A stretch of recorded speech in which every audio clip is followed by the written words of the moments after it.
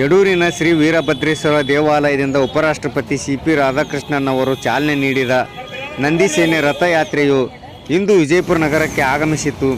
ಜೋಡೆತ್ತಿನ ಕೃಷಿಕರ ಮಹತ್ವದ ಬಗ್ಗೆ ಜನಜಾಗೃತಿ ಮೂಡಿಸುವುದು ಈ ರಥಯಾತ್ರೆಯು ಪ್ರಮುಖ ಉದ್ದೇಶವಾಗಿದೆ. ಸಮಾಜ ಸೇವಕರಾದ ಉಮೇಶ್ ಹೊಂದಾಲ್ ಅವರು ಮಾತನಾಡಿ, ಕೃಷಿ ಕ್ಷೇತ್ರದಲ್ಲಿ ನಂದಿ ಶಕ್ತಿಯ ಬಳಕೆ ಹೆಚ್ಚಾಗಬೇಕು ಮತ್ತು ಜೋಡೆತ್ತಿನ ಕೃಷಿಕರಿಗೆ ಸರ್ಕಾರ ಪ್ರತಿ ತಿಂಗಳು 11,000 ರೂಪಾಯಿ ಪ್ರೋತ್ಸಾಹಧನ ನೀಡಬೇಕು ಎಂದು ಸರ್ಕಾರಕ್ಕೆ ಒತ್ತಾಯ ಮಾಡಿದರು. ತೈಲ ಶಕ್ತಿಯಿಂದ ಭೂಮಿ ನಾಶವಾಗುತ್ತಿದ್ದು, ಸ್ವಾವಲಂಬಿ ರಾಷ್ಟ್ರ ನಿರ್ಮಿಸಲು ಸರ್ವರು ಕೈ ಜೋಡಿಸಬೇಕು ಎಂದು ಕರೆ ನೀಡಿದರು. ಹಿಂದೂ ಮುಖಂಡರು ನಂದಿ ರಥಯಾತ್ರೆಯನ್ನು ಆರತಿ ಮಾಡಿ ಪುಷ್ಪ ನಮನ ಸಲ್ಲಿಸಿ ಸ್ವಾಗತಿಸಿದರು. ಮಹಿಳೆಯರು, ಹಿಂದೂ ಮುಖಂಡರು, ನಂದಿ ಯಾತ್ರೆಯ ಮುಖಂಡರುಗಳು ಉಪಸ್ಥಿತರಿದ್ದರು. ವರದಿ ಸಮಯ TV K news, Vijayapura. Basavana Bagewadi.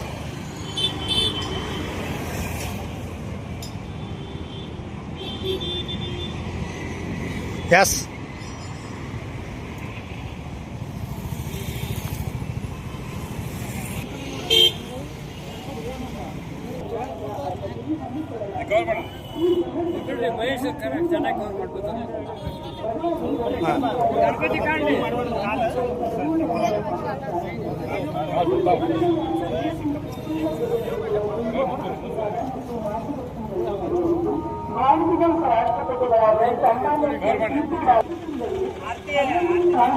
ಸರ್ಕಾರಕ್ಕೆ ಮನವಿಯಲ್ಲ ಮಾಡಿದೆ.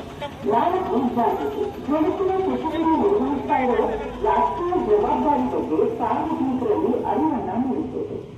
ಯಾತ್ರೆಯ ಹಾದಿ ಮತ್ತು ವಿಳಾಸಗಳು ಕೂತಿದೆ. ಈ ಯಾತ್ರೆಯು ಬೆಳಗಾವಿ ಜಿಲ್ಲೆಯ ಚಿಕ್ಕೋಡಿ ತಾಲೂಕಿನ ಯಡೂರು ಗ್ರಾಮದ ಶ್ರೀ ವೀರಭದ್ರೇಶ್ವರ ದೇವಸ್ಥಾನದಿಂದ ಆರಂಭ ಆಗಿ 10 ದಿನಗಳ ಕಾಲ ದೇವದುರ್ಗದಿಂದ ರಾಯಚೂರು, ಮಾರ್ಚ್ 15, ರಾಯಚೂರಿನಿಂದ ಕರ್ನೂಲು, ಮಾರ್ಚ್ 14, ಕರ್ನೂಲದಿಂದ ಶ್ರೀಶೈಲ.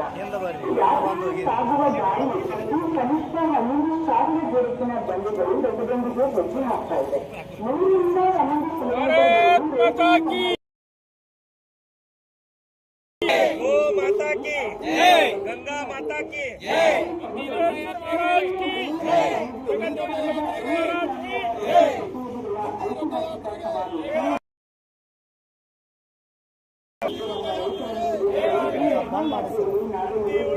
ಕಡಿಮೆ ಮಾಡ್ತಾರೆ.